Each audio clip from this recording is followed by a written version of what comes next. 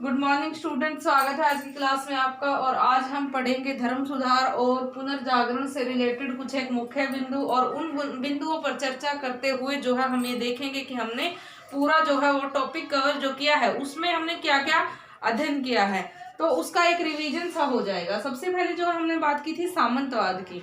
सामंतवादी व्यवस्था प्राचीन काल से चली आ रही व्यवस्था थी और मध्यकालीन समय में इसका जो है प्रादुर्भाव हुआ था और ज्यादा जो है इसका उत्थान हुआ था, विकास हुआ था।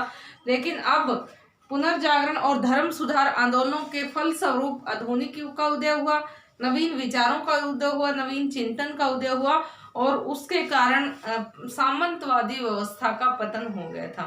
तो यहाँ पे सामंतवादी मध्यकालीन जो व्यवस्था थी, एक जागीर के टुकड़े के रूप में सामंत को प्राप्त अधिकार और लोगों पर अपनी सत्ता, अपनी धाक जमाए रखने के जो अधिकार प्राप्त थे वो यहाँ पे खत्म हो गए थे, वो व्यवस्था यहाँ पे खत्म हो गई थी। हेज और मून ने सामंतवादी व्यवस्था को हेज और मून ने सामंतवादी व्यवस्था को नवीन युग के शुरुआत का घोतक भी माना है, क्योंकि यदि ये व्यवस्था खत्म नहीं होती तो नवीन युग की शुरुआत नहीं हो पाती। तो अगला बिंदु कहता है कि सामंतवाद एक पिरामिड नुमा संगठन था जो शीर्ष पर राजा और सबसे नीचे कृषक दास थे। बिल्कुल सही कि जैसे कि सामंतवादी व्यवस्था वो व्यवस्था थी जिसमें सबसे शीर्ष पे यदि हम देखें तो राजा का मुख्य स्थान था। उससे नीचे जैसे कि लार्ड होते थे, सामंत होते थे, फिर छोटे सामंत होते थे, फिर जमींदार होते थे, फिर उसके बाद जो है छोटे उसके बाद किसान होते थे सब, फिर उससे नीचे छोटे किसान होते थे, और सबसे नीचे कृषक दास होते थे या अर्धदास होते थे। तो ये जो व्यवस्था थी वो एक पिरामिड नुमा व्यवस्था थी।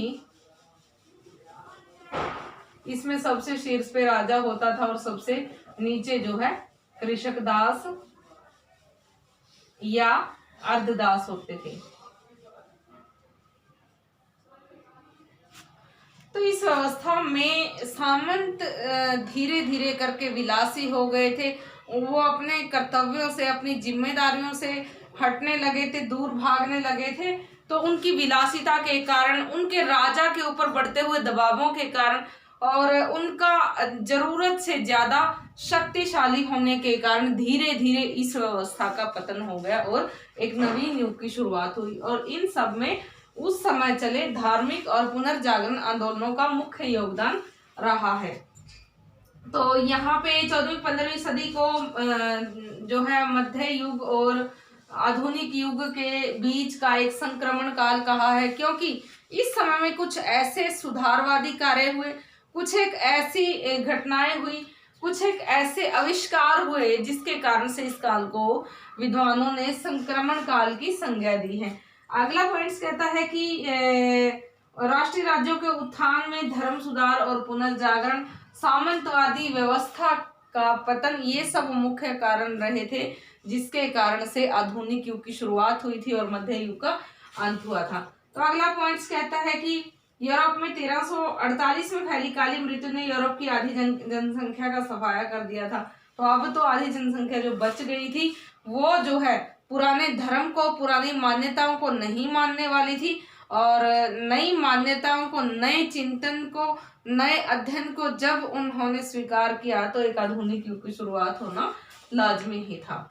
तो यहाँ पे अगला पॉइंट कहता है कि ईसाई धर्म के पवित्र स्थान पर जेरूसलम, जैसे कि हमने इसके विभिन्न पुनर्जागरण के कारणों की चर्चा की, उसमें हमने पुनर्जागरण के कारण में धर्म युद्धों का जिक्र किया, जिसमें कि ईसाइयों के पवित्र स्थल जेरूसलम पर 1348 में मुसलमानों का, तुर्कों का अधिकार हो गया और वो ईसाइयों के साथ अमानवीय व्यवहार करते थे, जबकि ईसाइयों का वो पवित्र स्थल रहा था।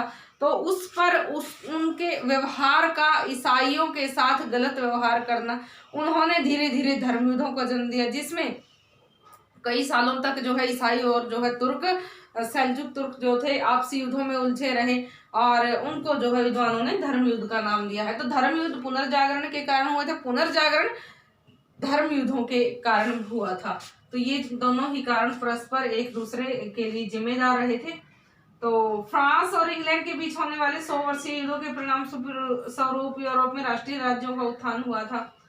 विभिन्न कारणों से, जैसे कि हम पढ़ रहे हैं, भौगोलिक खोजें हुई थी और उस समय की जो भौगोलिक खोजें थी, वैज्ञानिक खोजें थी, उन सब के परिणाम स्वरूप आगे जैसे जैसे धीरे धीरे विकास हुआ और भौगोलिक जगहें खोजी गई, तो उन भौगोलिक जगहों को खोजने के बाद व्यापारियों का उन जगहों पे आना जाना हुआ, आवागमन उनका बढ़ा और उस आवागमन में, उस आवाजाही में जो व्यापारी वर्ग था उसको नए लोगों के साथ संपर्क, नई मंडियों का मिलना और उसमें अपने माल को बेचना और वहां से मुनाफा कमाना। तो इस प्रकार से यहाँ से एक जो लाभ कमाने की, लाभांश में वृद्धि करने की प्रक्रिया थी, वो दौर शुरू हुआ और उस दौर ने आगे पूंजीवादी व्यवस्था को जन्म दिया, जिससे आर्थिक समृद्धि तो बड़ी ही बड़ी। उस आर्थिक समृद्धि, आर्थिक मजबूती के साथ साथ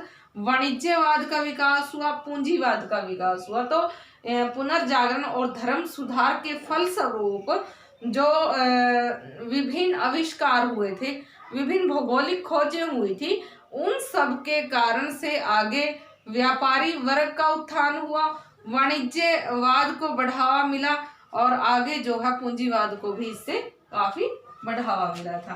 तो यहाँ पर उसके बाद जो है हमने बात की थी 1453 में कुस्तुनतुनिया पर तुर्कों का अधिकार हो जाने से यूरोप और एशिया के बीच व्यापार बंद हो गया था। एक मुख्य कारण रहा था ये पुनर्जागरण का कि जब जो है कुस्तुनतुनिया पर तुर्कों का अधिकार हो गया था, तो वो अरबों का अधिकार हो गया था, तो बाकियों यूरोप वासियों को मार्ग नहीं मिल रहे थे कि कहाँ से जाकर के वो व्यापार करें। उन सब के लिए ही उन्होंने जो है विभिन्न, जैसे कि वैज्ञानिक खोजें हुई थी, कुतुबनुमा जहाजों का आविष्कार किया गया था, या कंपास का आविष्कार हुआ था, दिशा सूचक के अंतर। तो उससे जो है पहले ये भी तो एक मतभेद था विद्वानों में, ये भी तो था कि वो जो विद्वान थे ये मानते थे कि पृथ्वी चपटी हुई है, उनके जहाज यदि वो समुद्र यात्राओं के लिए जाएंगे तो वहां पे जा करके डूब जाएंगे।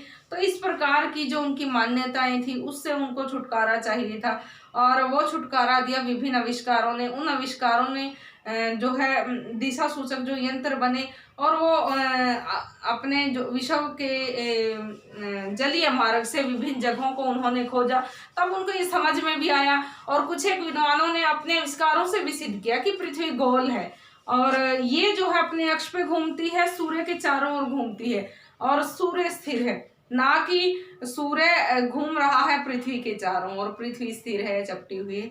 तो उन सब बातों का अब निदान हो गया था, उनका समाधान हो गया था। उस समाधान के फलस्वरूप लोगों को जो नई जगह मिली थी भौगोलिक खोजों के कारण या वैज्ञानिक खोजों के कारण या वैज्ञानिकों के विभिन्न आविष्कारों के कारण जो उनको ज्ञान हुआ था, उस ज्ञान से उन्होंने भरपूर फायदा उठाया और एक आधुनिक युग की शुरुआत देखी जा सकती है।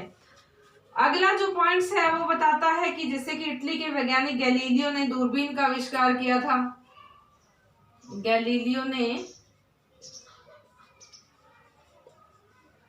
दूरबीन का आविष्कार किया था और लटकन के सिद्धांतों को प्रचारित किया था। और जर्मनी के मार्टिन लूथर के बारे में यदि हम बात करें, धर्म सुधार के बारे में हम बात करें, तो उसमें मार्टिन लूथर का मुख्य रूप से योगदान रहा है। इटली को पुनर्जागरण की जन्म स्थली माना गया है और जर्मनी को धर्म सुधार की। इटली को पुनर्जागरण की और जर्मनी को धर्म सुधार की। तो ये जो है जन्म स्थली निर्धारित की गई हैं। क्यों निर्धारित की गई हैं उसके भी हमने कारणों की चर्चा की है कि इटली में विद्वान थे, इटली में काफी सुधारक थे, जो धर्म युद्धों के फलस्वरूप ईसाई लोग थे, वो यहाँ पे विद्वान जो लोग थे वो इटली आकर बसे थे, उनको आश्रय दिया गया था। यहाँ के लोग जो थे समृद्ध थे, व्यापारी जो थे समृद्ध थे और उनकी समृद्धि के फलस्वरूप उन्होंने वहां बाहर से आए हुए लोगों को संरक्षण दिया, राजाओं को धन से सहयोग दिया, नगरों का विकास करने के लिए उन्होंने अपने योगदान दिए। तो ये बहुत सारे कारण थे जिससे इटली पुनर्जागरण की जन्म स्थली माना जाता है, और बाद में पुनर्जागरण की जो लहर थी वो और देशों में गई थी। तो ऐसे ही जर्मनी के लिए भी कुछ एक कारण थे जिसमें कि उसको उसकी जन्म स्थली कहा जा सकता है।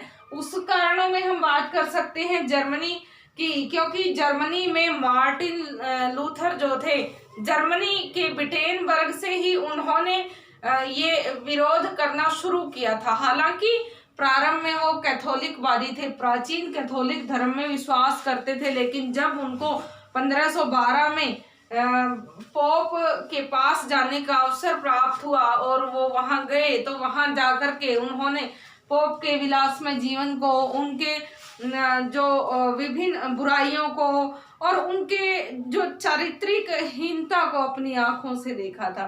तो ये सब देख के उसका मन बड़ा दुखी हुआ। वापिस आकर के उन्होंने बाइबल का अध्ययन किया। बाइबल को अध्ययन करने के बाद जो है उन्होंने ये जाना कि जो ईश्वर और मनुष्य के बीच में जो पोप एक बिचौलिए के रूप में है, उसकी कोई आवश्यकता नहीं है। हम बाइबल के अनुसार बाइबल के महत्व को स्वीकार करते हुए अपना जीवन जी सकते हैं और अपने जो है जीवन का उद्धार कर सकते हैं। तो इस प्रकार से धर्म सुधार में मार्टिन लूथर के योगदान के कारण, मार्टिन लूथर के प्रभाव के कारण धर्म सुधार की जन्म स्थली के रूप में जर्मनी का नाम लिया जाता है। तो उसके प्रयासों से लूथरवाद का उदय हुआ।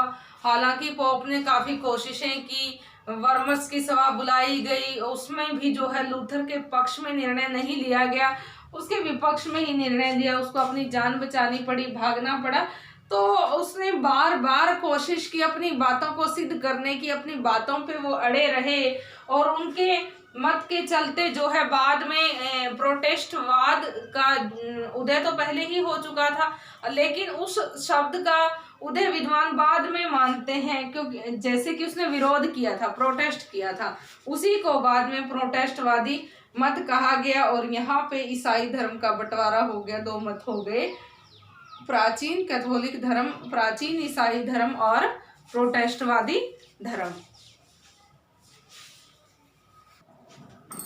तो इस प्रकार से दो शाखाओं का उदय हुआ था, कैथोलिकवादी और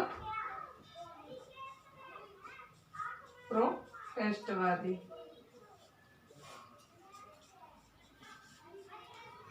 तो विभिन्न विद्वानों के बारे में भी हम जानेंगे जिनका योगदान रहा है पुनर्जागरण में भी और धर्म सुधार में भी। तो उनके प्रयासों से ही जो ये पुनर्जागरण और धर्म सुधार आंदोलन चले थे, और इनके फलस्वरूप जो है आगे हमें एक नए युग की शुरुआत, आधुनिक युग की शुरुआत देखने को मिली है। तो इसमें पेट्रार्क को मानवता का जनक माना गया है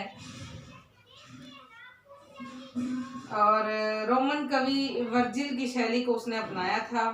तो मानववाद, धर्मनिरपेक्षवाद, चर्च विरोधी, सुंदरता की उपासना, पूजा, सुंदरता की पूजा, ये सब पुनर्जागरण की मुख्य विशेषताएं रही हैं। और पुनर्जागरण के बावजूद एक तर्कशील वातावरण मनुष्य को मिला, मानवता प्रेमी भावना लोगों के अंदर जो है बस गई और आपस में जो है वो ऐश्वर्य से, ऐशो आराम से, वैभवता से रहना जो है सीख गए थे। और अब वो सुंदरता की पूजा करने लग गए थे। जो पुराने विश्वास थे, पुरानी रूढ़ियां थी, उनको वो धीरे धीरे मिटाते जा रहे थे। तो यहाँ पे चौसर के बारे में भी हमने बात की थी। चौसर को अंग्रेजी कविता का पिता माना जाता है, अंग्रेजी कविता का पिता माना जाता है चौसर को। और उसके प्रयासों के चलते ही और भी बहुत सारे महत्वपूर्ण जो कवि हुए हैं या साहित्यकार हुए हैं, उन्होंने अपनी लेखनी के द्वारा अपनी रचनाएं दी और उस समय के लोगों को चेताने में अपनी भूमिका अदा की थी। तो यहाँ पे पुनर्जागरण काल में विलियम शेक्सपियर को भी इंग्लैंड का एक प्रभावशाली साहित्यकार माना गया है। विलियम शेक्सपियर के प्रयासों से ही जो है हमें देखने को मिला है कि जैसे कि कितने उसके प्रेम पूर्ण जो उपन्यास हैं या जो उसके दुखद उपन्यास हैं या प्रेम को प्रकट करने वाले हैं, बहुत सारे ऐसे उसके उपन्यास कविताएं काफी फेमस हुई हैं। तो इस प्रकार से विलियम शेक्सपियर की बात हमने की है, उसके विभिन्न नाटकों की, विभिन्न कविताओं की, साहित्य की, कहानियों की, ये सब हमने बात की है। इसके अतिरिक्त विलियम शेक्सपियर के अतिरिक्त इरेस्मस की प्रसिद्ध रचना in the praise of folly, in the praise of folly में कि मूर्ख लोगों की मूर्खता की हद के ऊपर वो व्यंग्य करते हैं कि कितनी मूर्खतापूर्ण हरकतें लोग कर रहे हैं। तो ये मुख्य रचना है इरेस्मस की। इरेस्मस ने अपने प्रयासों से धर्म सुधार में एक महत्वपूर्ण योगदान दिया है। हालांकि महत्वपूर्ण योगदान हम मार्टिन लूथर का मान रहे हैं, लेकिन इरेस्मस ने मार्टिन लूथर से पहले शुरुआती जो सुधारक थे उनमें इरेस्मस का नाम लिया जा सकता है।